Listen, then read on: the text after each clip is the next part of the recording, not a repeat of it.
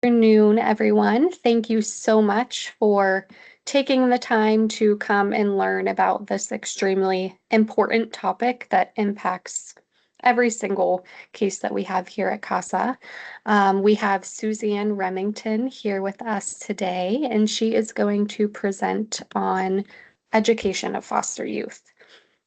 Suzanne is an education advocate at the FACES Clinic at UMass right in Worcester. And she is also an advocate here at CASA. She's been an advocate for, it's been 10 years, hasn't it, Suzanne? 10 years. Amazing. It's amazing. Thank you for all that you do. And thank you so much for just taking so much time to create this presentation. She was so thoughtful the whole way through just to make sure you all are going to be receiving information that is extremely valuable to the cases that you all serve. So I'm going to kick it off to you, Suzanne, if you would like to introduce yourself a little bit more. And then once you are ready, I'll share the slides. Okay, hi, thanks everybody for coming. Actually, Jordan, if you could put on the first slide, it will help me introduce myself without forgetting what the important things. Jordan has been my technical assistant throughout this whole process, so there we go.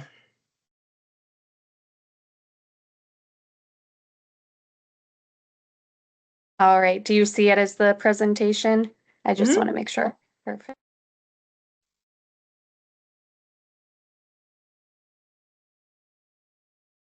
Yeah, so education and I go way back. So I was a teacher for 5 years, a long time ago before I had my kids. And so I got to see a lot of these issues from the school side, right? As a teacher.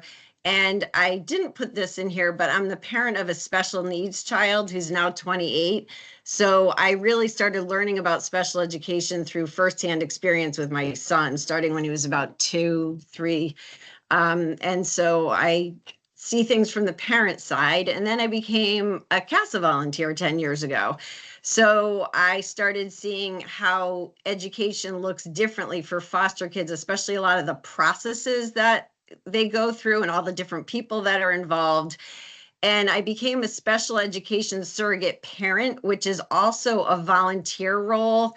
I still am an SESP, and I'll talk more about that later, because if you have CASA kids that are in congregate care or DYS, or long-term psychiatric placement, you may very well come into contact with an SESP. I was a GAL education surrogate through the juvenile court, so I actually got paid for that for the first time in a really long time. And those are also people that you might come into contact with or want to get on your kids' cases. Then I worked for the SESP program as a training and support specialist, and now I am with FACES. So the FACES is the Foster Children Evaluation Services Clinic at UMass Memorial right here in Worcester. And I'm going to talk more about the clinic because a lot of you have probably had kids that have gone to the clinic or are going to the clinic or will go to the clinic. So in this role as education advocate, I actually do things about the education of foster youth on the local district level and on the state policy level. We have another person in our office who works on individual cases, and I'll talk about that too, because you might also come into contact with him. So right now I'm working on a lot of stuff with changing how we do things throughout the state to support kids in foster care. So, and it's not a huge group. So if anybody wants to chime in with questions or comments or complaints, feel free to do that. I will not look at the chat. I'll just be very honest with you because it distracts me. So Jordan, if Jordan wants to look at it and let me know if there's something in there, that would be fantastic. Okay, I can't see the slides anymore. Yeah, I'm sorry. I was trying to let someone in, but for some reason it kicked me off of here. So let me reshare very quickly. Sorry I thought about my that. computer crashed or something, and I was like, oh no, of all the No, that was my times. fault.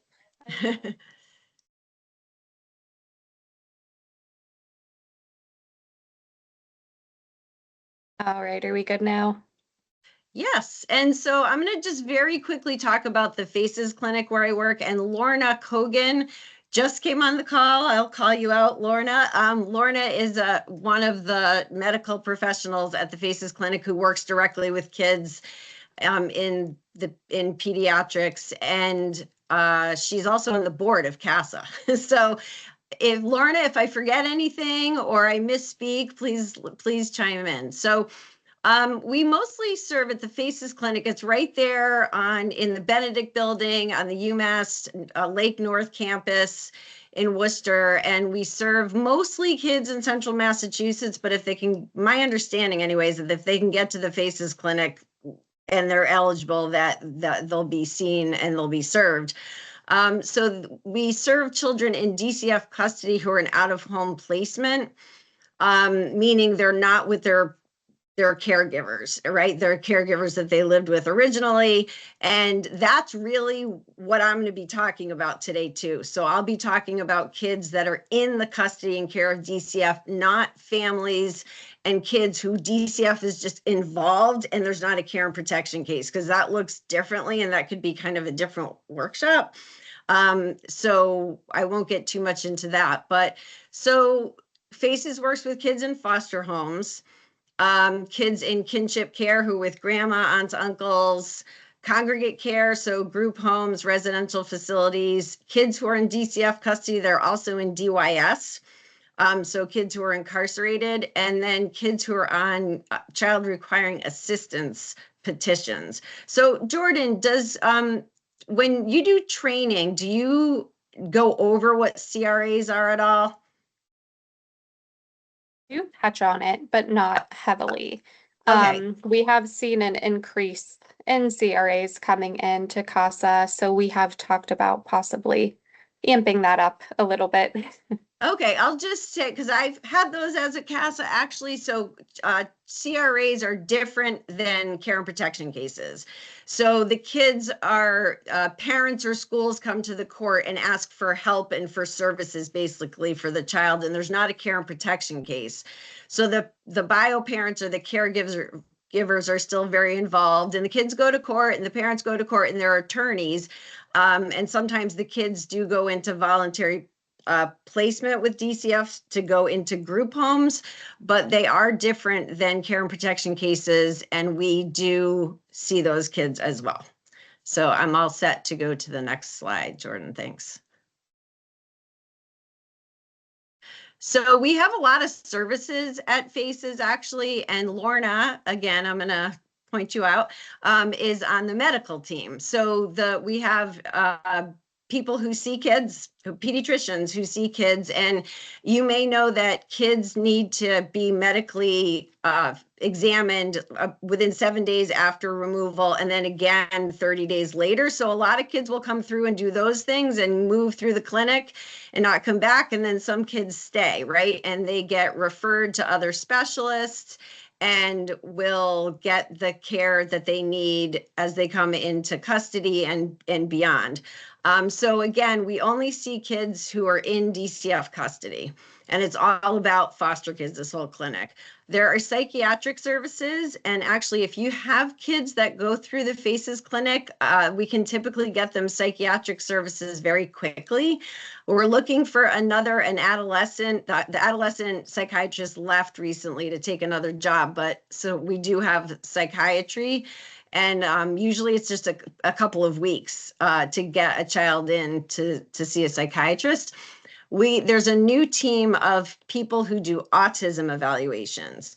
So the kids, it needs to be referred by DCF, and these kids actually don't have to be. Lorna, correct me if I'm wrong, because this isn't my area, but the autism evaluations, the kids don't have to be FACES patients, I believe, but Yeah. DCF has to be, right, so Involved. DCF, okay. Thank you, Lorna. Yeah, so the kids have to be referred by DCF because they're the parent, and sort of this program has been in play for a few months, since I think the spring. And I don't have any of the data, but the evaluators are reporting that more kids don't have autism than they thought. So a lot of this, I can't speak to it directly, but trauma can look like autism sometimes, right? So they're able here because they work with exclusively with foster kids to tease out a lot of those things.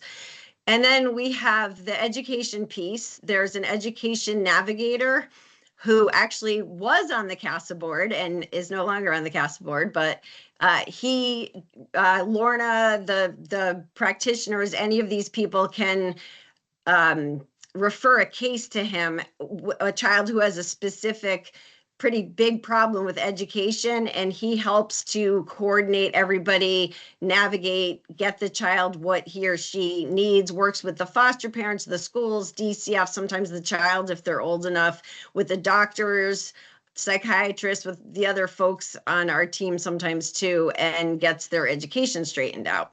So, and then as I said before, I do the policy level things, and then I do a lot with legislation and working with like the governor's office and the attorney general's office and things like that to improve educational outcomes for kids in foster care. And I'm also working with the Worcester Public Schools at about implementing a program specifically for foster kids. And I'll talk more about some of that stuff later. And then another very popular service we have that some of the foster parents or bio parents of your kids you work with might engage in are our trauma coaching services. So we have initially the trauma coaches worked with foster parents only, and now we have birth parent trauma coaches.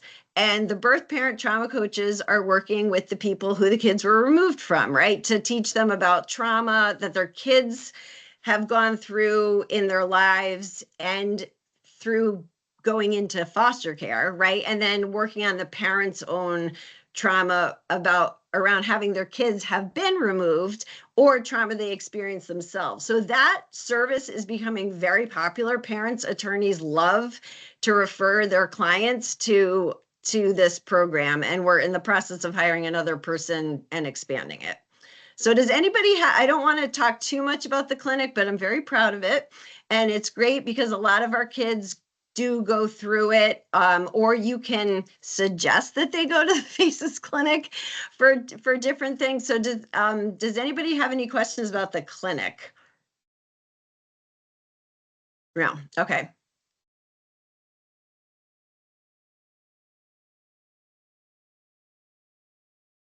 Okay, so the reason that I'm doing this today, especially as a CASA volunteer myself, I want to talk about the child's educational journey as they come into care, when they change placements, when they're reunified, what's supposed to happen, right? And so there's not a really specific roadmap, but there's a pretty general one. And there are also a lot of federal laws that drive these things that would be helpful for a CASA worker to know about and know what the kids' rights are. Also, what happens when the kids go home.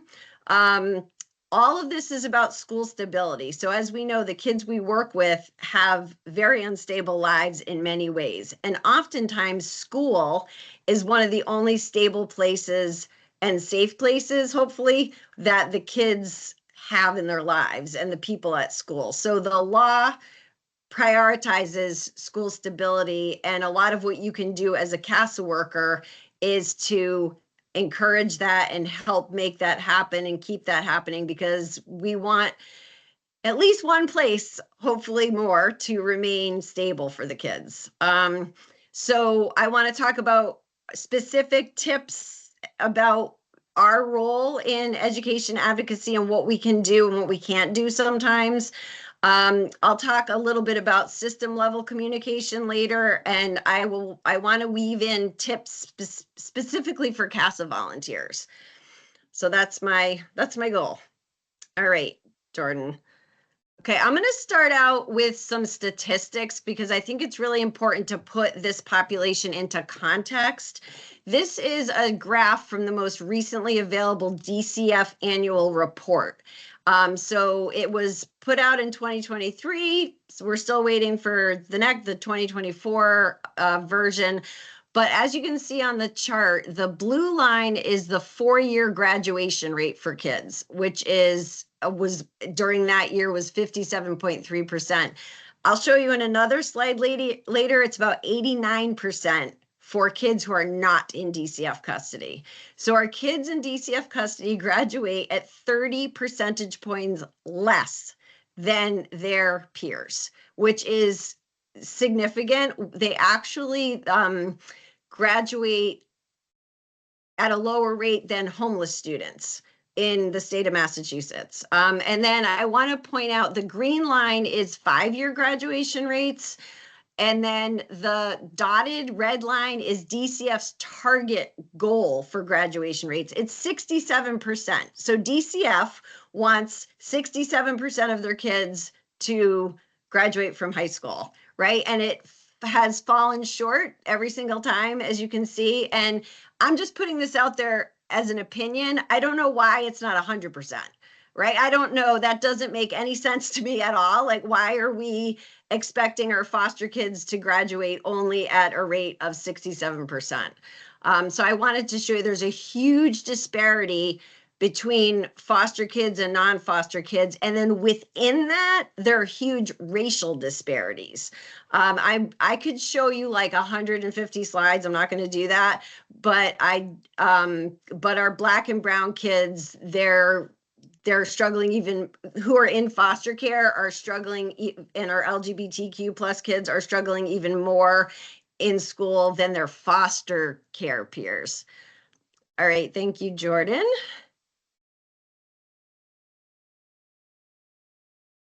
All right, so this is just a little bit, these slides were taken again from the DCF report, and I just put them in bar chart form. But you can see how, again, the disparities, right? Kids churn and go through schools and are more mobile school-wise than kids who are not in DCF custody. There's something like the average foster child moves about 4 times in their time in foster care. And a lot of times that also means changes in schools.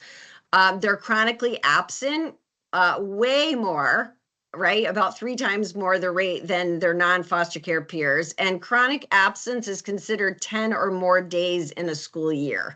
So when we say that a child is chronically absent, they're absent 10 or more days.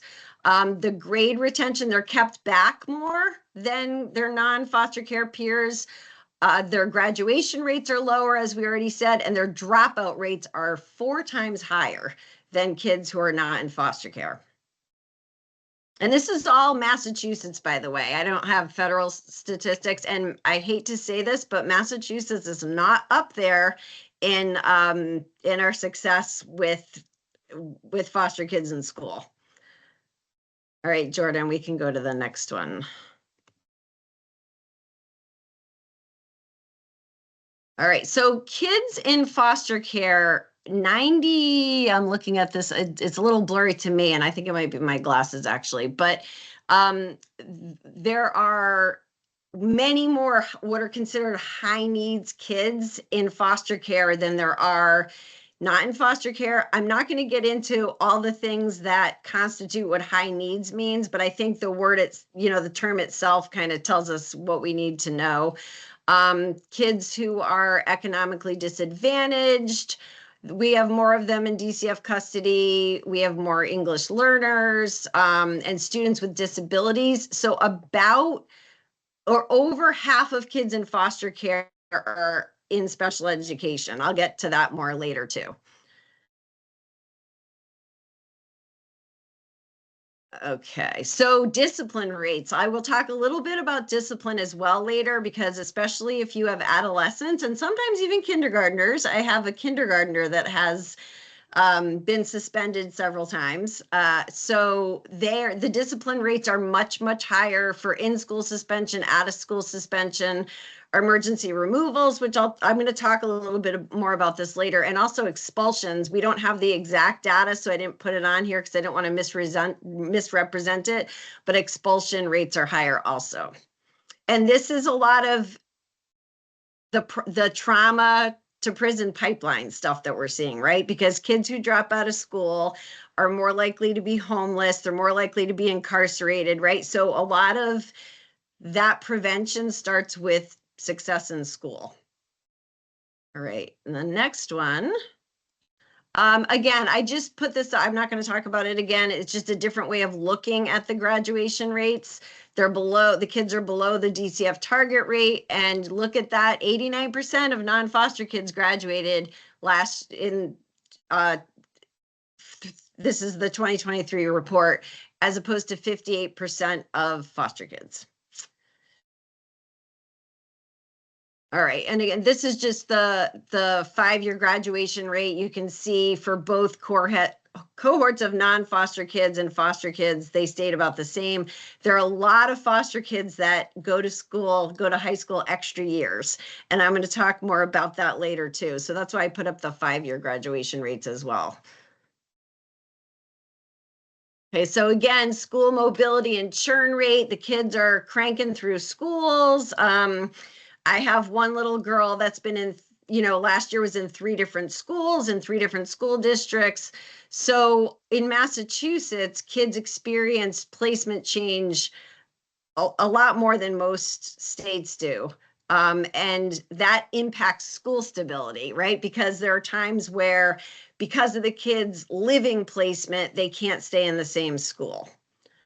So that's why that's an important thing to know. They're very, I guess it's pretty obvious they're related very closely.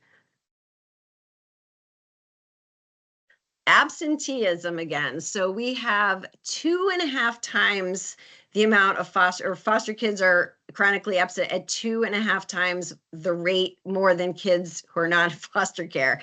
And I would bet that some of you on this call who are advocates or supervisors have seen kids that haven't been in school for a very long time, or not going to school, or tardy almost every day. And there can be a whole lot of reasons for that. And again, we'll talk about that later. Okay, staying back. We used to call it, back in the day when I was younger, we used to call it being held back, and the real correct term for that is grade retention. So we see a lot of kids in out-of-home placement who are held back, and it's oftentimes in high school, because schools really don't like, in grades K through 8, they sometimes will move kids along when they really shouldn't, but for a lot of reasons, mainly for social reasons, schools don't like to hold kids back. But then once the kids get into high school and they start having credits and graduation requirements, that becomes a lot more common. And we have kids who, I call them, they're overaged and undercredited. I have a girl, actually, one of my CASA kids who just aged out. She's 18 and she's in 9th grade. This is her 3rd time in 9th grade. So that happens, the being held back for a lot of different reasons. Okay, so again, dropout rates, they drop out at nearly 7 times the rate of the general population. And I didn't put this slide in here, but nationally, we don't have Massachusetts statistics on this. Nationally, about 3% of foster kids go to college, and of those 3%, like 3% graduate, right? Because these are kids who go out into the world, and even if they graduated from high school and they have support and they go through the process of getting into school, a lot of kids don't have any other outside support as they go through that and end up dropping out of college, and also finances obviously is a big part of that too. All right, so I'm just putting this up really quickly. I won't go through all this. These are concerns identified at the FACES clinic when kids were, since its inception a few years ago. I talked about the Education Navigator program, which started a few years ago. So the doctors, psychiatrists, autism specialists will refer kids to the Education Navigator, who they can see that education is a real issue. And these were the reasons that the kids were initially referred to the Education Navigator. So there's 462 of those concerns, because that's how many kids there have been. And as you can see, a lot of it is the IEPs aren't going well, or the kids need to be tested, a lot of academic performance issues, and a lot of social emotional learning behavior issues. And then we have a variety of other things in there as well. Enrollment is another big one, but that's what the education navigator is sort of facing when he gets those referrals for the most part. Okay, so I'm going to switch away from this. Does anybody have questions about the statistics? No. Okay. So one of the complications for kids when they're in foster care is that there's a lot of overlap in policy, right? So there's a DCF education policy. I have it right here. I think basically I have it memorized. And it was updated in 2022. And this is just what DCF kind of says they're going to do about education and their processes and procedures. So we have that. Then there are state regulations in Massachusetts, and then we have federal law, and they all for foster kids cross over. So not all foster kids are on 504 plans or IEPs, but more than half of them are. And we'll see that. I'm going to touch on special education. I could do 5 workshops to cover special education, but I'm not going to do that today. I'll touch on a few key things. But the big federal law that impacts foster children specifically is ESSA law, and it's the Every Student Succeeds Act. You might have heard of the McKinney-Vento Act. That used to cover foster kids and homeless kids. They separated those when Obama signed this Every Student Succeeds Act, and there's one for foster kids and one for homeless kids. They're really, really similar, but there's some key differences. So that's why so if you hear districts or social workers talk about McKinney-Vento, they're really talking about ESSA. They just don't know that the name has changed yet. So the Individuals with Disabilities Education Act is IEPs and special education services, and Section 504 is a civil rights act. And again, I'm going to get into those more later. I feel like I keep saying that, but I will. All right, so one of the other issues that comes up all the time is there are huge training gaps when it comes to education. So there is no mandatory education training for people in these kids' lives. So social workers get no mandatory training. They're offered training by the education specialists, the regional education specialists. They don't have to go. And a lot of times they probably can't, right? Because the trainings are during the day and they're out in the field and they're in court and they're doing what they have to do. And they're talking to the CASA workers and they're busy. So they don't get to those trainings. It's on the job training, right? It's on the job learning. And we all know as people who work with these kids that the social workers are changing all the time. So we have a lot of new social workers who don't know any of this stuff about education and sometimes have incorrect information, which to no fault of their own can cause problems actually. So there's no mandatory training. There's no mandatory training for foster parents. We have foster parents that work in the clinic with us, and they showed me their booklet that they have for their training. There's a half a page about education, and it's just kind of like saying you have to attend to the kids' education. So they get no training. CASA gets no mandatory training when we have our training, right? Attorneys don't have any mandatory training, so your child's attorney might know nothing about education. I will say in Worcester County a few years ago, they implemented a program whereby some of the attorneys were going for voluntary training, right? And they have mentors. And so there are increasingly in Worcester County, and I have to be honest with you, I don't know if the program is still going or not. I kind of lost track of it, but we might be more inclined to have attorneys here that know more about education and can help out with that. And judges get no training about education. So I know in my CASA cases, I pretty much always would go to court for my or I still do for my cases. And usually the only time education comes up is if we bring it up or a social worker or an attorney brings it up. But if the attorney doesn't know if there's a problem, they're not going to bring it up, right? So this is one area where we can be really, really effective and helpful to kids as CASAs, is bringing up education in our reports and in court. So students, one of the other factors, I talked about it before, students might change schools multiple times in a year, or they go to one school, they go back, or they go into DYS, or they get hospitalized and they come back to school. Our kids are moving all over the place. So a lot of things get lost in the shuffle.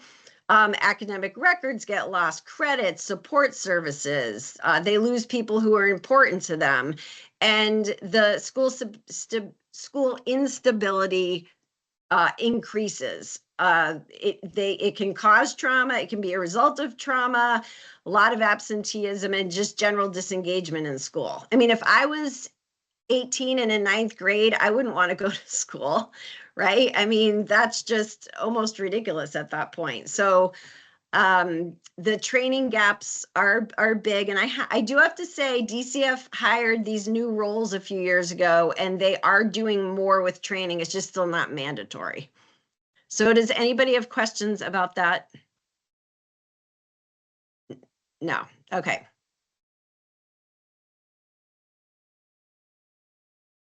All right, I'm not going to read all these, but in DCF policy, these are all the responsibilities that social workers have for kids' education. So imagine a social worker that has 5 kids on one case, and they're all school-aged, and the social worker has to do all these things for each child, right? So, and they weren't trained on how to do it. So they suddenly are responsible for these, there's about 20, 22 things on here. So I do have to keep that in mind when I'm working with social workers, and not to get them off the hook. I don't mean that, but just to have some grace as a person for them, I guess. And that's just my own personal opinion. And one of the things CASAs can do is sort of indirectly help them learn about some of these things and let them know that they're supposed to be doing them. I do want to pick out one thing on here because this is really common. So you'll notice the wording, the very first one, it says that social workers have to verify enrollment and attendance. It does not say they have to enroll the child. So there is nowhere in law or DCF policy where it says who is responsible for enrolling a student in high school, or in school at all. I have had times as an ed GAL where the social worker thought I was doing it and the foster parent thought I was doing it, and the child went to go on the bus the first day and wasn't picked up because nobody had enrolled the child in school, and they misunderstood my role. Oftentimes foster parents won't know that the DCF social worker thought they were going to do it, and the DCF social worker is waiting for the foster parent to do it. So one of the things that you as a CASA can do is find out if the child's enrolled in school and say, hey, who's going to do it? You can't do it, actually. But that, I just wanted to point that out because that causes a lot of confusion and a lot of absenteeism, actually. That whole enrollment piece still hasn't been worked out.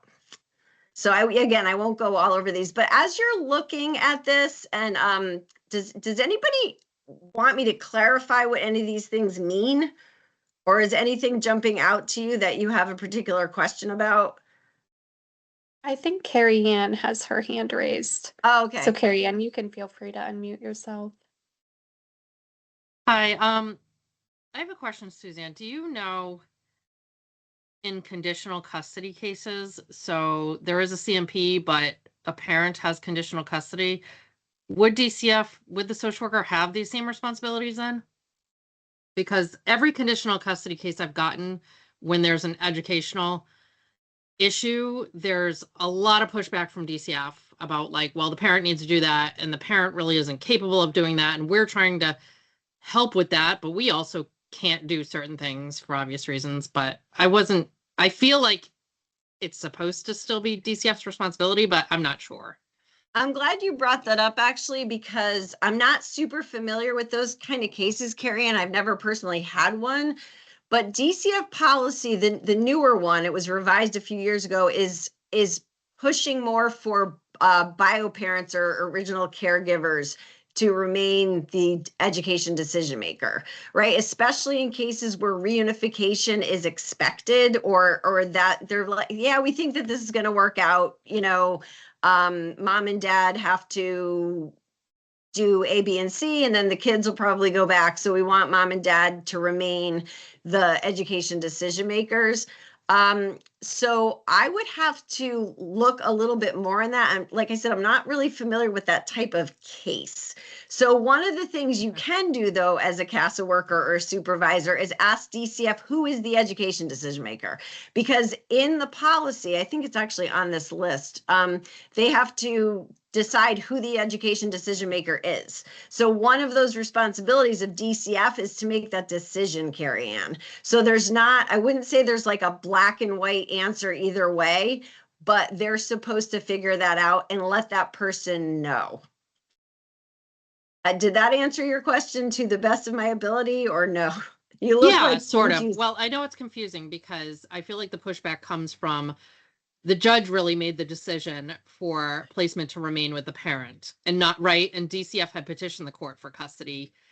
And they kind of, it's almost like they view it, well, they didn't give us custody. So, we're out. It's not on us. It's not our responsibility.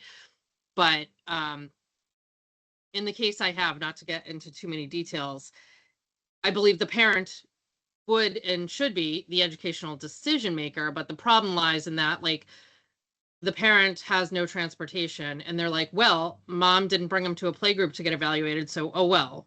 And I'm like, well, why can't we do X, Y, and Z? You know what I mean? But I think we've recently kind of got it resolved, sort of, and it worked out in the way I suggested, but it's just confusing as to, like, I want to say to DCF, shouldn't you be doing this? But, right, I don't want to kind of break down the communication as well. Right. And yeah, and I would say that most likely, and again, I'll have to learn more about these conditional custody cases. More than likely, it legally and DCF policy wise is the parent's responsibility. Yep. Thank you. My first question, and I couldn't give a black and white answer, sorry. Okay, we can move on if nobody else has questions. All right, so there is a chain of command within the department about education in general. So we start off with the social worker. They're the kind of front line of defense and responsibility when it comes to DCF's part in education. Then each area office has an education coordinator. So this gets really confusing because the education coordinator works with that DCF office, but they're not paid by DCF and they're not hired by DCF and they don't answer to DCF. So they work for the lead agency, which means, and so are the other folks that organize congregate care. So each DCF office has a lead agency that they work with that kind of loans these people to them, and they work with DCF but they're not part of DCF. So again, there's inconsistency, right? Because there are 29 area offices, the last I checked. So there are 29 education coordinators and they all work for different people. So one office does something this way, one office does something that way, one education coordinator only does exactly what's in their job description. And in other offices, the education coordinator will go beyond that. So sometimes it is necessary. And I really do think this is something to talk about with your supervisor first. But sometimes it's helpful to get an education coordinator involved in a case. Because oftentimes they know the workers in their office really well, and they know the schools in their area, and they know people and they have contacts, and they're also very well trained in educational stability. It's one of the things that they're responsible for. So I know even I work with DCF West and East a lot on my cases, and the one in the DCF West office has different procedures than the one in the DCF East office, and one of them I prefer more, not as people, but I prefer more the way that they do things, but it's not up to me and it's not up to DCF actually. It's up to their lead agency.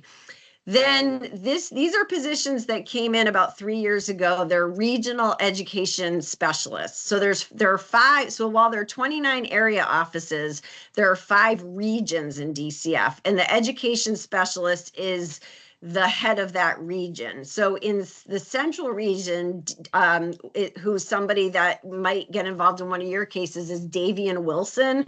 I had him on one of my first cases as an adolescent worker. So he was an adolescent social worker at the DCF West office, and he became through a lot of other pathways, the regional education specialist. And I will talk more about how they might get involved in a case a little later.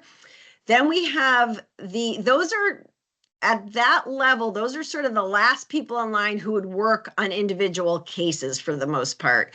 The education manager oversees all of them. It's sort of like a middle management position, for lack of a better way to say it. And then we have the assistant DCF commissioner and then the commissioner, Stavern Miller. So when I meet about policy level things, the highest I ever get is the assistant commissioner, which is not very often.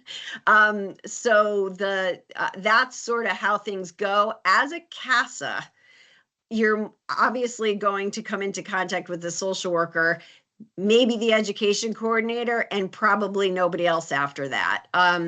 Because in the policy, there's a very strict pathway for social workers even to go to the education specialist, the regional education specialist. But you and your supervisor might decide, forget that pathway, we're going right to the specialist, and that would be up to you. It just probably wouldn't be a very common thing to have to do. So, okay, Jordan, I feel like I have an assistant. I do have an assistant, so I probably should be doing this part myself. Okay, so the Every Student Succeeds Act, ESSA, this is what I talked about that Obama signed back in his second term in office, and it is about foster kids and school stability. So the federal law prioritizes school stability. They want kids to stay in the same school. So as they get removed and they move around, they want that school to stay the same if at all possible. And that is something, how that gets decided is coming. Immediate enrollment. So this is something that you can help out as a CASA worker with too, because a lot of schools don't know this and a lot of DCF workers don't know this. Kids, and this is the same for homeless kids who are in foster care are to be enrolled immediately at school, even without all the paperwork. So, when you go to, if any of you have children or nieces, nephews who you've enrolled within school, you need their medical forms and proof of residency and a lot of other documentation, birth certificates. Kids in foster care don't need that. So if a lot of times foster parents or social workers will go to school to enroll the kids and they'll be told they can't. Oh, you need this, you need this, you need this, you need this. They do not need that. As the person who's the foster care point of contact for the state said one time, in Hurricane Katrina, when kids went into foster care and kids were homeless, nobody asked them for their paperwork to go to school. They didn't have it. It was out in the ocean somewhere, right? So I always kind of keep that in mind, that the kids, they don't need any documentation to go to school. They should be able to go to school the next day. And not have to have any of that. Eventually it needs to come in and school districts will kind of nudge DCF and foster parents and they get it to the school, but the kids are allowed to go. Transportation, this is a huge one, and I'm sure you've all seen it having to do with some of the kids that you work with.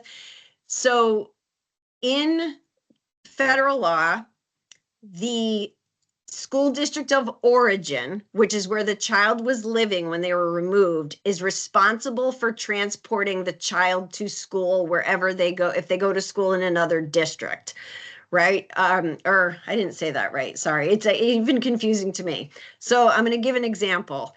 A child is in Worcester and they're in foster care in Worcester and they go to school in Worcester. They're moved to Westboro in a foster home in Westboro.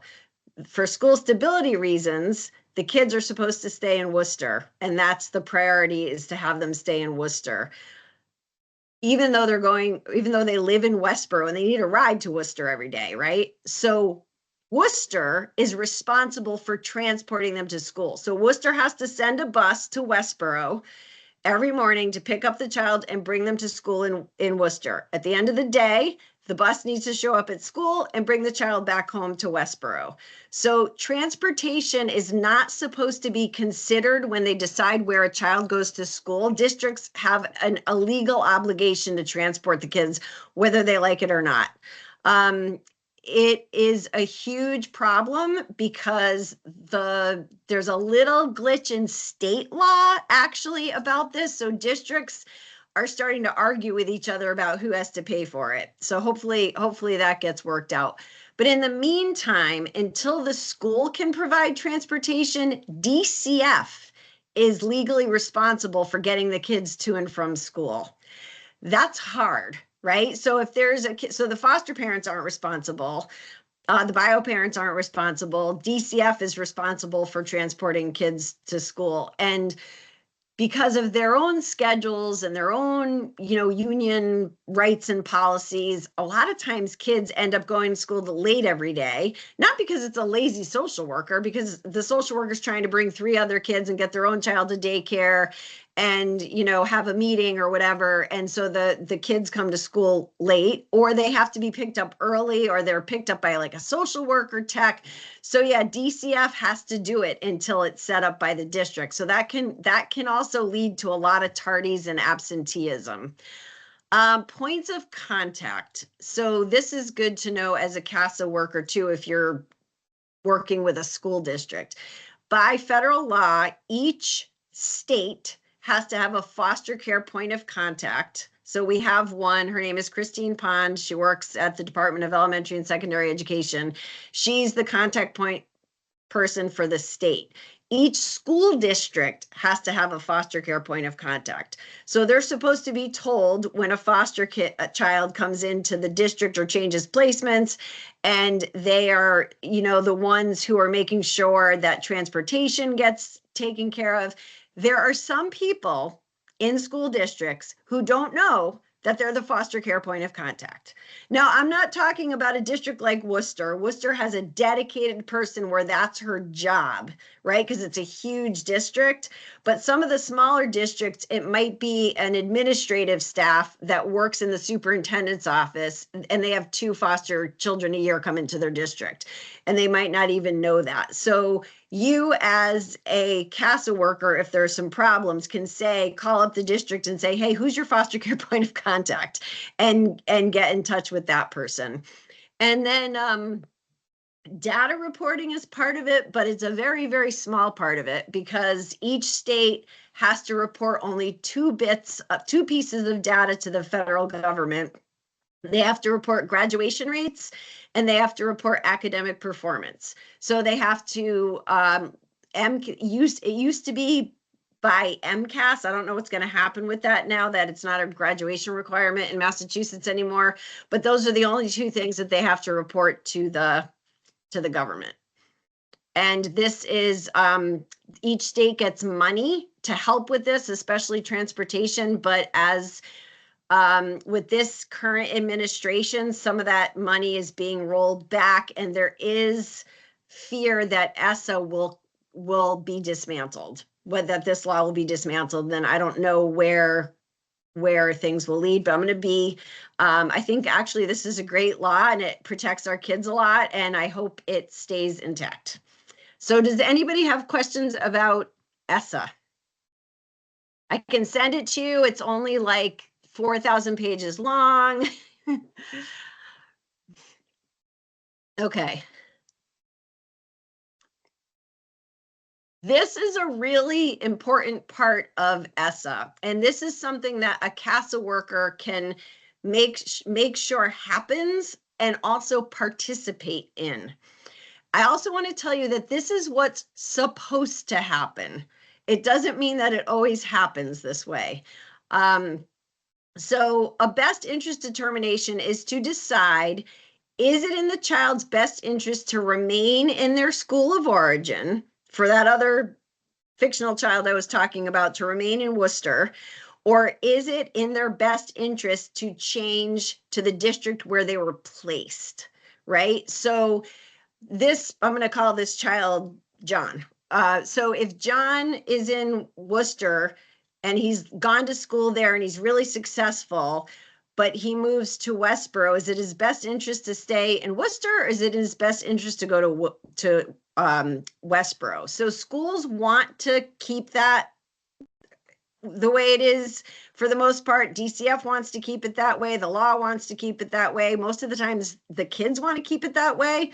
But sometimes there are factors where it's determined that it's not in their best interest. And the biggest factor is distance, right? So DCF typically doesn't like kids to be on a bus for more than an hour. Sometimes there are kids, I had a little girl that I was the ed surrogate for who used to jump out of the car. So they didn't want her to go anywhere in a vehicle. There was no way. She moved and there was no way they were putting her out of the district for a longer ride. So like those individual considerations come into play. This is supposed to be a meeting. It has been happening a lot through email, which is not that is not in the law. It's supposed to be a meeting. The meeting is supposed to happen within 5 school days. So one of the problems here is that if John was removed on a Monday and they don't have to do this for 5 days, where does he go to school for those 5 days? Does he stay? Who brings him? Nobody knows. He's sitting in the DCF office. So there is intrinsically a problem with this because it doesn't happen right away. And I do know one area office, they just do them once a week. So on Thursdays, they do their best interest determination meetings. Well, that's not following the law. I mean, I understand why they want to do it that way for scheduling purposes, and then other ones will do them sort of as they come up. So some examples of participants are DCF has to be included, and so does the school district. If the student is old enough to participate, they are supposed to be allowed to participate in it. Although the law doesn't stipulate an age. The bio family or foster parents are supposed to be involved. The education decision maker, who is the person the adult who takes care of the child's education, whether it's special education or not. And then attorneys and CASAs can go, right? So if you have a strong feeling, one, you can say, is this happening? Did this happen? I've been assigned cases where a BID did not happen and the case was 3 months old and the child was moved and nobody knew what the heck was going on with school. So hopefully that doesn't happen to the kids that you work with, but as a CASA, you can say, hey, things with school are screwy. Did a best interest determination meeting take place? And if it didn't, when is it happening and can I come? Right? Or not can I come, but I want to come. When is it? Please give me the Zoom link. So you can go and you can advocate for what you think is in the child's best interest, just like you do in other things. And in court, I will say that DCF has the final say. So if everybody else on that list thinks that John should stay in Worcester, but DCF thinks they should go to Westboro, the child goes to Westboro. It is not ultimately up to the school, the attorney, it's up to DCF.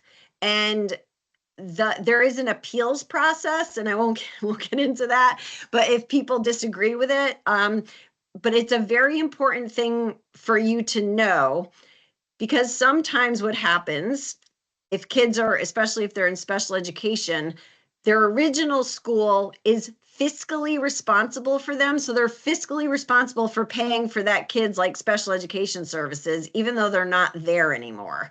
So there's a lot of things that come into play and can fall through the cracks when a child moves. And this is supposed to happen every time they change placements. So it's not supposed to happen just when they're removed. It's also supposed to happen when they're reunified. And I want to say that almost never happens. Worcester has started doing it a lot. They have been really fantastic, actually, about making that happen. But so if the child moves 4 times in a school year, you're supposed to have 4 best interest determination meetings. What happens next is once that's decided and the determination is made, the DCF sends what's called a notice to LEA to the school district. So it's a notice to the local education agency. It's a, John is coming to your school, Westboro. So get ready, you know, he's coming, he's going to be enrolled. That is a paper form that is filled out and that is emailed to people. So one of the things that I'm actually trying to do on the policy level is to get that automated so the social workers can put in a computer that the child is going to Westboro and Westboro knows, and it gets, you know, refreshed every night and they know that John is coming and he's going to show up, because some forms get lost. Education coordinators, who are the ones that facilitate that process, they're out sometimes on vacation, right? And there's only one of them in each office. And so it's a very inefficient system. So it can also add to gaps in kids going to school. I'm just going to touch on this. So ESSA is a law, but there's something called non-regulatory guidance. The main phrase there being non-regulatory. So there are suggestions that the federal government makes to make ESSA better. Right? So the Department of Elementary and Secondary Education in Mass, which is DESE, and DCF have a memorandum of understanding where they kind of do these things and say, oh, we're going to do it, but it's not binding, it's not bound by law. And it clarifies who's supposed to do what. It again does some things to promote stability. It says that these best interest determination meetings in Massachusetts should really happen within 3 days, but they don't have to. So it would be really great for you to do this, but it's okay if you don't. That's sort of what this is saying. It encourages some data sharing and it overall supports academic success. But again, those things are not mandatory. ESSA is mandatory, the non-regulatory guidance is not. I know I just threw a huge amount of information at you about this, and I'm wondering if people have questions about it, about the process. No, wow. Either I'm being really clear or you're just all really smart. Okay. Oh, we have a question. So CASAs are usually appointed to a case after the child has been removed and is put in foster care. Yep. So is it true that in most cases, the best interest determination will occur before the CASA is involved? Most of the time, yes, you're right. Because it's not, I mean, I've never been assigned a case on the first day a child was removed, right? And it's probably super rare. So that first bid would have been held. But if the child moves, there's supposed to be another one. I see. Right? Okay. So, and sometimes it didn't occur. There have been, I want to say that it's rare that it never happened when the child was removed. It's either been 3 weeks, like you get assigned at 3 weeks. Ask if the child isn't in school. If they're in school and they're all set, then you know you can check and see if it happened, but you don't need to worry about it a whole lot. But if the child is in school, is not in school, the first question is to say, did a best interest determination meeting take place? Because it might not have. Hopefully it did. But let's say you're on the case for a year and the child moves to Boston. So now another one has to take place, and you know ahead of time that it has to happen. So I would encourage CASA workers to find out when those are happening. But that's a very good thing that you pointed that out, because you're right. When a child is removed, by the time you get appointed, the first one has probably happened. But again, if your kids go home or they go into a pre-adoptive home, there needs to be another bid because where is the child going to school? Okay, thank you. It looks like we have 2 questions, one from Linda Jensen and one from Emily Goss. So Linda, if you want to ask your question. Sure. I was just You said that a BID could sometimes be used when reunification happens. Mhm. For instance, if children were going to be reunified, say in March, and both children were on IEPs where they've been in a school system for 4 or 5 years, Mhm. could they stay there until the end of the school year using this? Yes. Hmm. Mhm. Yeah, that's the short answer. Yeah, the people can argue about that, but legally, yes, they can stay there till the end of the year. If they're going home, they can't stay there indefinitely. Right. But they can stay until the end of the year, whereas foster kids can stay in a district of origin indefinitely. So yes, if the child goes home through reunification, they can see out the rest of the year in that school district. So if they Mhm. tell you that they can't, you can argue about that nicely. Thank you.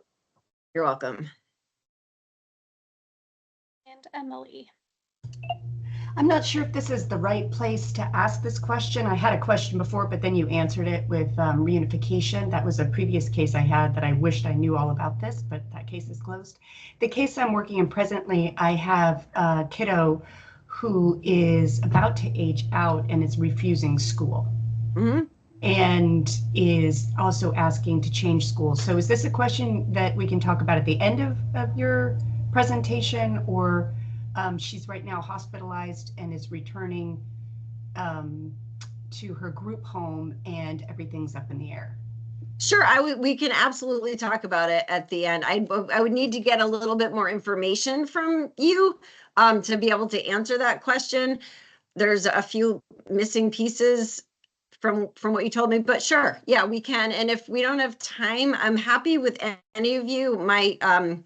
We'll put my email addresses up at the end, and I'm happy to connect with people. The supervisors send volunteers to me a lot, actually. So I kind of geek out about this stuff. So I like talking about it and I like helping people and whatever. So yeah, let's talk about it at the end, because we have oh my gosh, it's already 1 o'clock. Is it already 1 o'clock? It's 1:04. Oh my gosh, I'm so sorry. Oh, wow, we're not through a lot of this stuff. Okay. Yes, but if we don't get to it today, we can absolutely connect about it.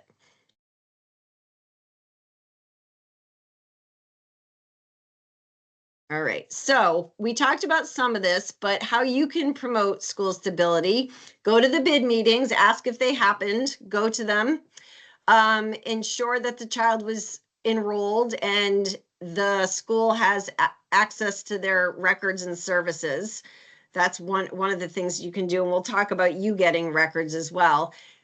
Monitoring the transportation, who's bringing them, where are they bringing them, when are they bringing them, is it happening, are they going to school, getting their records, not just special education records, but general education records, and we're going to talk about this more. Use the ESSA language, right? So I think all of you know in life that when you use the lingo so you're of not the doing the people, what? Oh, okay. Oh, I heard somebody Okay. talking. Sorry. Oh, well. If you All if right. you use, You're welcome. do you guys, I think somebody has their mute off and Yeah. is talking. Okay. Sorry, I'm trying to figure it out without ending our. Uh, Oh, sorry, was it me? I think it was. I didn't want to call So you I- out. Oh, I apologize. I was talking to another colleague. Sorry.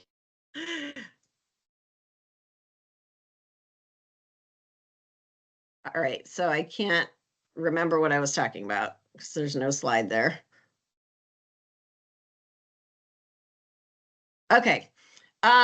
Using the lingo, I think we all know that that's helpful when we're in a certain sphere, to use the lingo in the sphere and to understand those 5 provisions of ESSA that we talked about, and really to facilitate communication and collaboration. We all know that there are so many people involved in these kids' lives. Social workers change, especially if they change schools. Foster parents change. So kind of making sure everybody is on the same page and on board with each other. Even little things like finding out when a meeting is and sending the link to the social worker and saying, oh, there's an IEP meeting, on February 4th at 7. Well, it wouldn't be at 7 a.m. hopefully, unless it's high school, but at 10 a.m. And here's the link, or guess what? The child got suspended. This is when the hearing is. Kind of bringing people together and making sure that the school's getting records. I'm going to talk about that, I think, on the next slide, and I'll try to hurry up. I did not realize that this much time went by. Okay, the education decision maker. I talked about that a little bit. There's kind of two different types. There's just a regular general education decision maker, and then there's a special education decision maker. So for general ed, which means for any child, the adults 18 or up, they're their own decision maker. They decide if they can go on field trips. They decide if they can leave school early. They figure out how to get picked up when they're sick. They take care of all of that themselves. It would be, if not them, either the social worker, the bio parent, or the foster parent. And again, DCF needs to decide that, and they need to let that person know. So those are the non-special ed things. For special education, that's a whole different story, right? So except for the young adults. So 18 plus, they can take care of everything and be their own special education decision maker. DCF policy is trying often when they can to have the bio parent remain the special education decision maker. Most of the time it's the foster parent, right? So when the foster parent signs special education documents, DCF cannot be the special education decision maker. It's against federal law. So sometimes newer DCF workers, because they don't have this training, think they can. They think they can sign IEPs. They think they can sign evaluation consent forms, and they can't. You can't either. They can ask for an evaluation, and you can ask for an evaluation, but you can't sign it. So it's important to identify and for you to know who the education decision maker is. I talked about the special education surrogate parent role that I do and that I did training for. That is when a child is either being tested for special education or is on special education.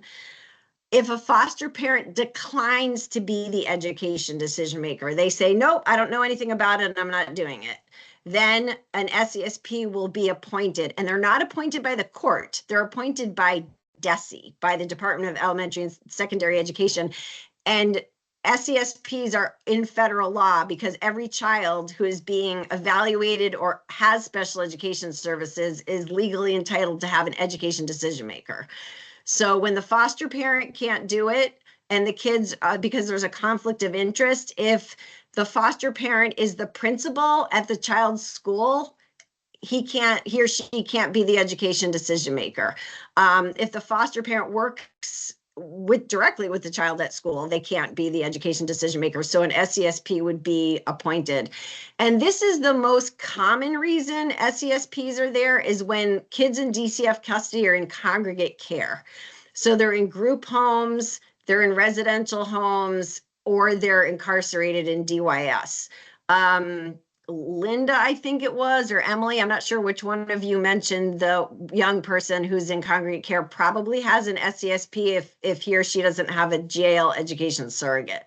So, and one thing that you can actually become one. So CASAs can be, that's actually how I became an SESP, because one of the kids that I was advocating for, who was my CASA child, needed an SESP, needed a special education decision maker. So I took the training. It's only 3 hours long. It's not 30, and it's online. And if anybody wants to do that, I can always get you in touch with those people. I used to do the training for that.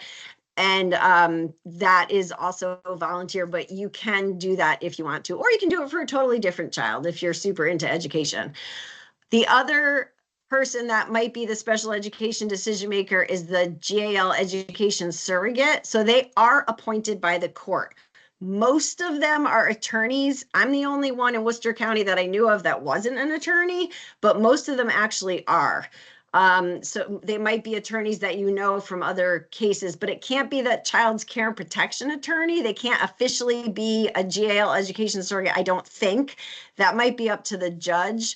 So you can also ask for one of those education surrogates to be appointed. So let's just say the child's education is a total disaster and you think you're helping, the foster parent is or is not helping, DCF is or is not helping, and it's a mess. You can ask the judge to appoint a jail education surrogate, and they usually say yes.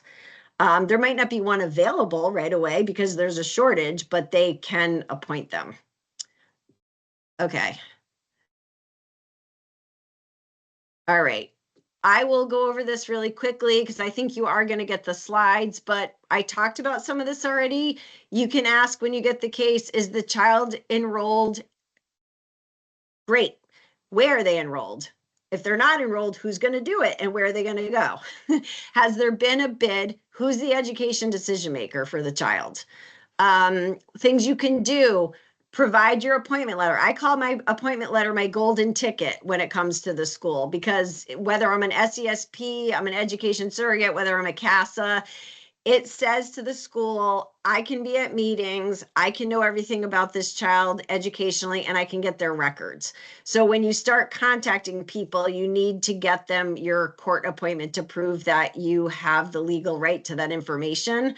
The first people I would go to when you're contacting the school is to email or call, and it's usually email, the principal and the adjustment counselor. They are usually the ones at school, if no one else is, who are aware of what's going on with the child. Sometimes they're not. Sometimes they have no idea that the child is in foster care. But if the school does know, it's usually going to be them, and they're going to tell you who you want to be in contact with. So that person, you can say to them, who should be my contact person at the school, and can I have that person's information? The principal might say me, the school adjustment counselor might say me, or they might give you to somebody else. It's usually the SAC, the school adjustment counselor, I want to say 9 out of 10 times, your contact person. So you identify who they are, access the records. So there's 2 places to get records. That's directly from the school. So those are things like grades, attendance, discipline, records. And then if the child is on special education, you need to go to the school district special education office to get their education records. IEPs, progress reports, evaluations. I highly, strongly recommend that if you have a child on an IEP, that you get at least the last 3 years of their special education records to see if they've been making progress. You can request to be invited to meetings. So get your name on the list, get your name in the, on the invitation list with the team chair or the principal. Monitor the child's progress, obviously, and intervene with these people as necessary. And you can attend any meeting. You can attend special education team meetings. You can attend disciplinary hearings and conferences, things like that. So you are allowed to do all of these things and encouraged to do them.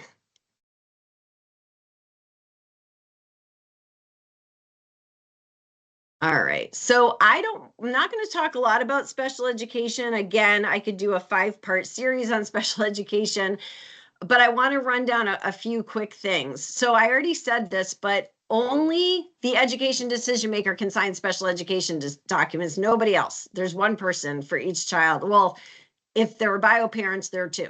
But other than that, there's one person who's allowed to do that. CASA and other people in DCF can request a special education evaluation. You need to do it in writing, and you need to send it to the right people. And I believe I gave Jordan and Carrie Ann, because I've sent it to supervisors before, sort of a template about how to request an evaluation. You can request it all you want. You can request it 5 times. And if the education decision maker doesn't want it, it won't happen. So the education decision maker needs to sign an evaluation consent form. And if they don't do it, it doesn't happen. The school can't do it, actually. They're not allowed to. IEPs versus 504 plans. I have another slide for that. I'm going to touch on it. Transition planning. When kids are 14 and older, DCF is supposed to start planning their transition to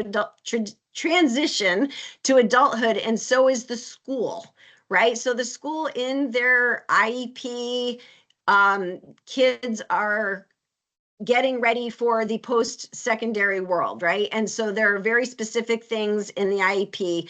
One of them, as a CASA, that you can make sure happens when the kids are around 16 years old, a Chapter 688 referral goes to state agencies. So this is all about getting ready to have adult services. So the child will need developmental services or mental health services, most likely when they get out of school. That form is supposed to be signed and by the school and DCF and sent to the state or the education decision maker, really.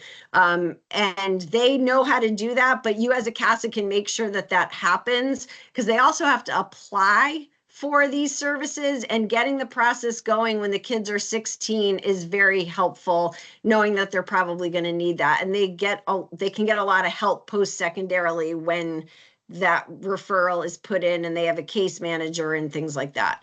I will talk quickly about counseling. So there's school-based counseling, and then there's special ed counseling that's in an IEP.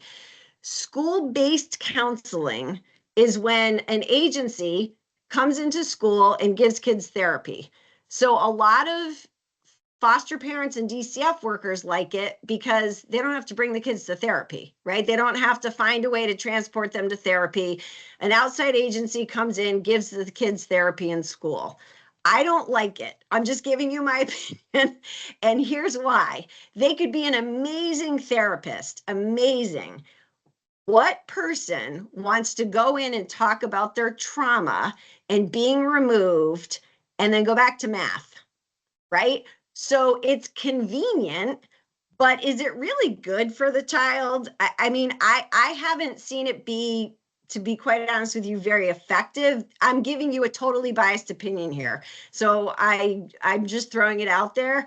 But you might find that it's not, it's something that it's great and it's something worth considering, but just, you have to kind of gauge how do you think that child will be with it, right? Some kids can talk about their trauma all day, and some don't want to talk about it ever, and they certainly don't want to do it at school.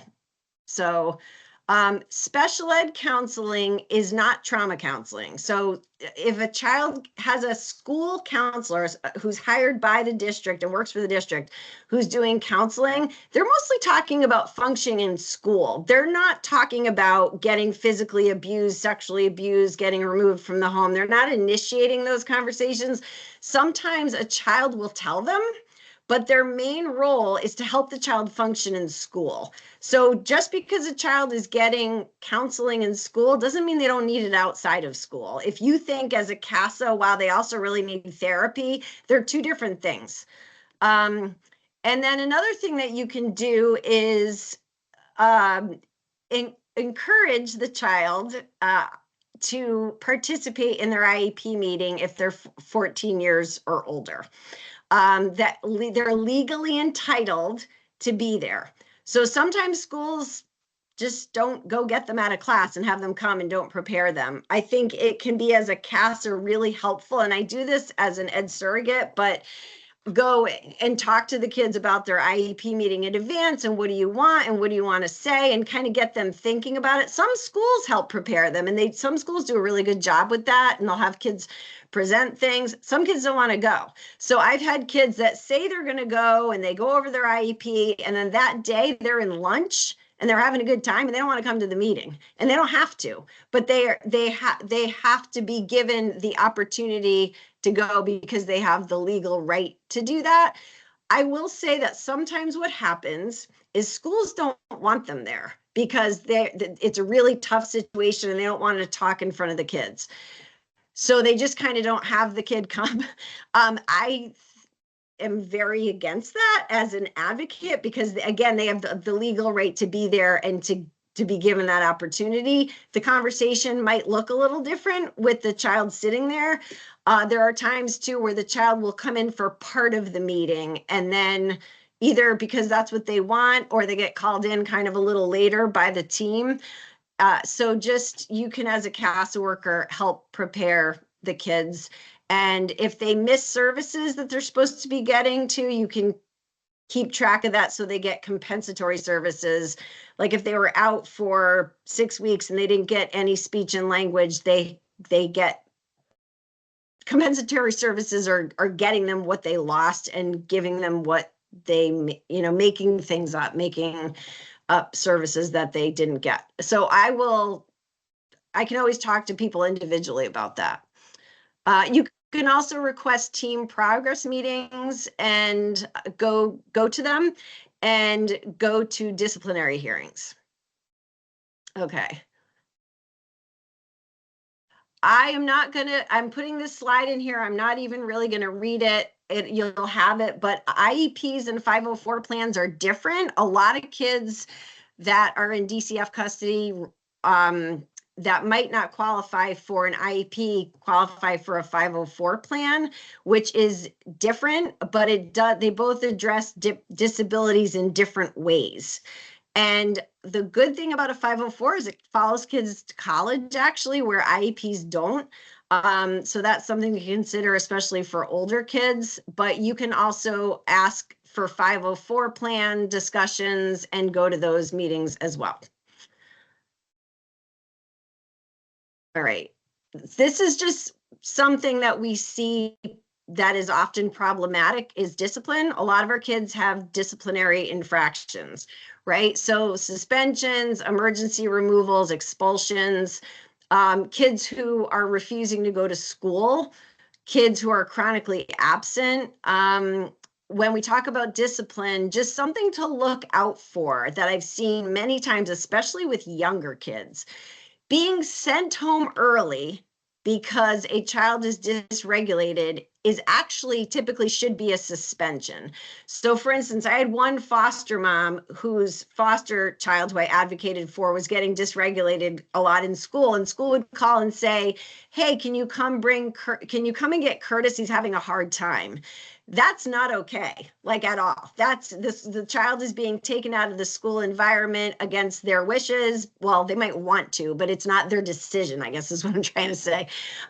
So anytime a child is removed from the education classroom, it's a suspension, and it should be marked and documented as such, especially if a child's on an IEP, because they have protections surrounding school discipline.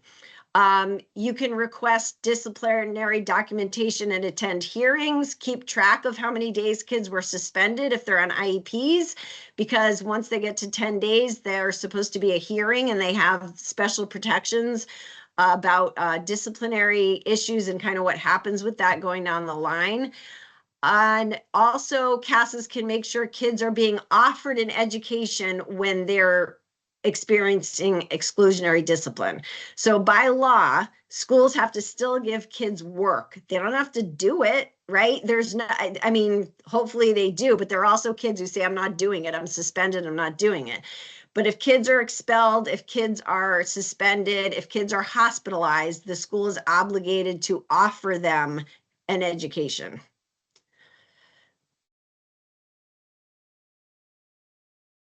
All right. Risks for kids, for a lot of our kids, losing credits. I talked about this before. Repeating courses, right? So they were in Westboro and they took Algebra 1, and then now they get to another town and they take Algebra 1 again because they're in a grade where Algebra 1 happens at that school. So now they're taking Algebra 1 2 times, 3 times when they don't really need to. That happens. Kids being held back, kids dropping out. As we know, we have a really high dropout rate.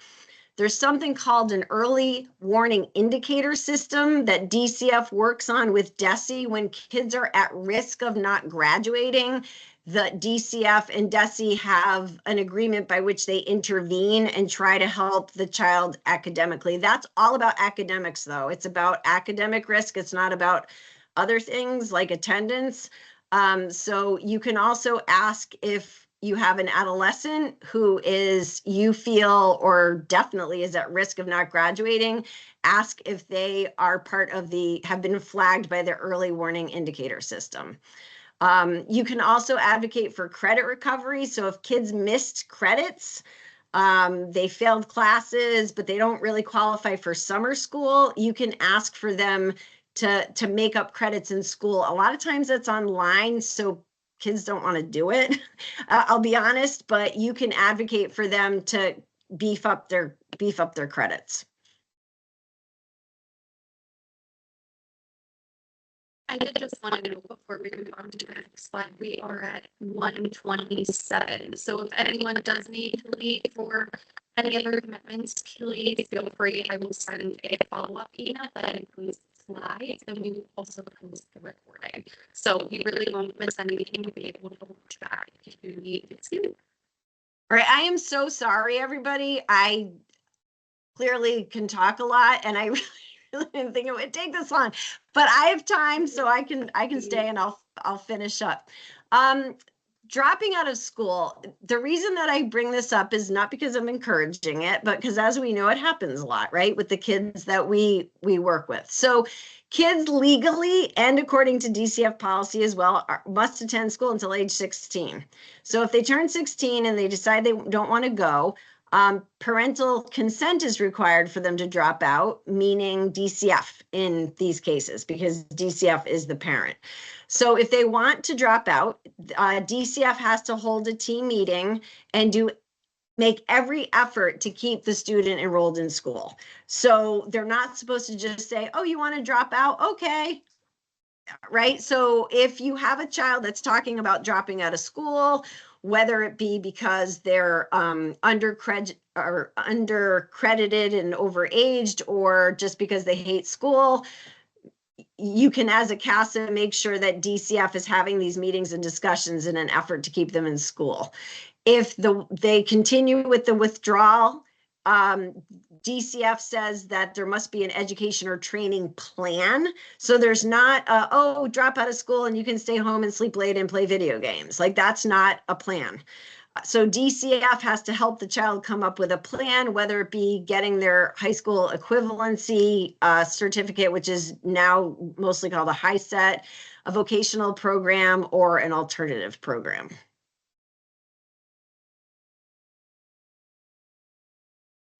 Okay, so we're almost done. So legal support, if there's not a lot for kids when it comes to their education, the DCF education attorneys get involved only when there's a really, really, really bad problem. So that regional education specialist is the only one who can get a DCF education attorney involved. And it's usually because one of two things: school discipline problems, which have gone off the charts, and special education issues, which have gone off the charts. So you can't get one yourself. You can't call up DCF and get one, but you can try to get that elevated if it's just not going anywhere. So there are the GAL education surrogates that that we already talked about, and the child's attorney sometimes can be helpful, but not definitely, because as we already talked about, they don't get mandatory training. So you can request an education surrogate. And the other thing I want to throw in here is that your child's attorney is able to file a motion to get the court to pay for a private evaluation. So if I won't get into what all those things might be, but I'm just going to say, for instance, an autism evaluation, something that the school doesn't cover, or a trauma evaluation, you can, as a CASA, ask the child's attorney to file a motion. And if they agree, they can do that. And a lot of the times the court does grant those funds. It gets done a lot faster because the court is paying outright. So they're paying an evaluator outright, and they have an agreement with the evaluator about how much they get paid. It's kind of a complicated process, but the child's attorney should know how to navigate it. So that sometimes can come in very handy.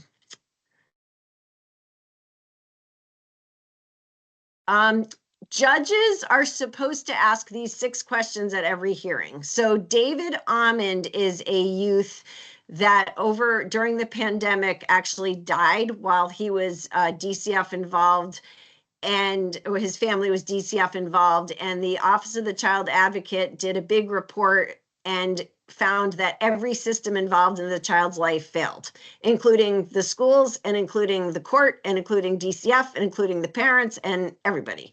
So for the educational part of it, because the school didn't know, like the child wasn't in school and the school didn't know, and they didn't pursue that the child wasn't coming to school. So they were given these bench cards and they're supposed to ask them. When I say supposed to, it's highly suggested. It's not mandatory. But I've never seen a judge do this during a hearing. I don't know about the supervisors or other CASAs on the call, but I have not seen this. And I haven't been in front of every judge either, right? So it might just be the judges that I've had cases with, but they're supposed to ask all of these questions.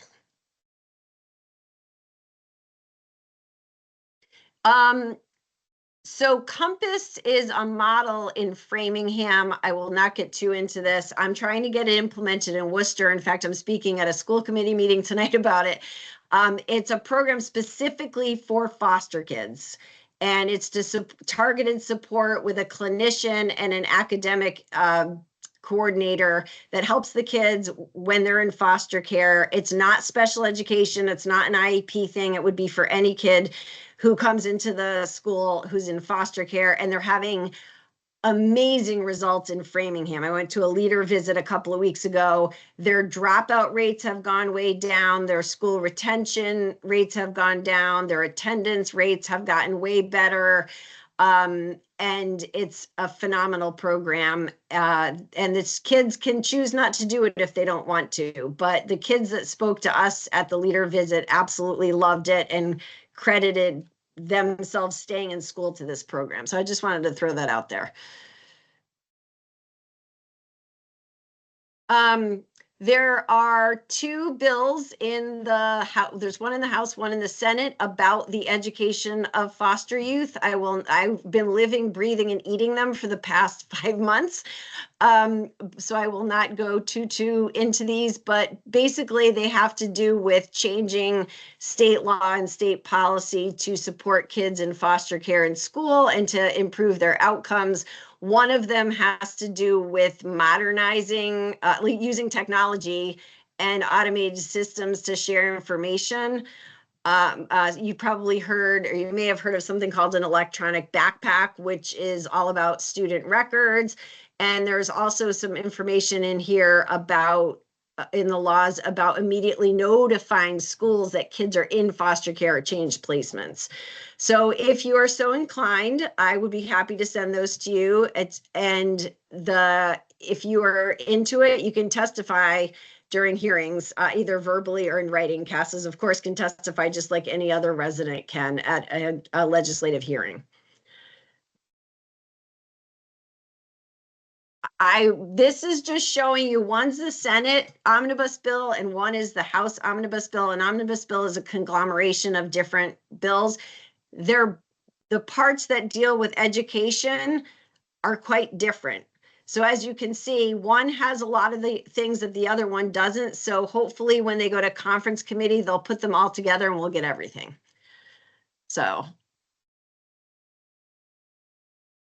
All right, other resources that you can go to if your CASA child is a FACES patient, you can ask their doctor or their psychiatrist or their social worker at the social worker at FACES to refer them to our education navigator. And I put these 3 other organizations here that often help foster kids. I'm going to be very honest with you and say that sometimes they'll say, oh, you're not in the Boston area. Because these are kind of, most of them are Boston centric, except Community Legal Aid in Worcester this past year started an education portion of their practice. So it's something to consider if you need some legal help with the foster child's education. All right, and then that's my contact information. As I said before, I would be happy to consult with anybody, answer questions. If you want to email me at any time. I usually like to set up phone calls. And we can go from there. So Carrie Ann? Me again, quick question. Yep. When you said after a 10-day suspension, a hearing is required, is that 10 consecutive days or 10 days overall? So 10 days total. 10 days overall. So, but only for kids who are on IEPs or if they're being evaluated to be on an IEP. So so if they have, and it's within a school year, so it starts over every school year.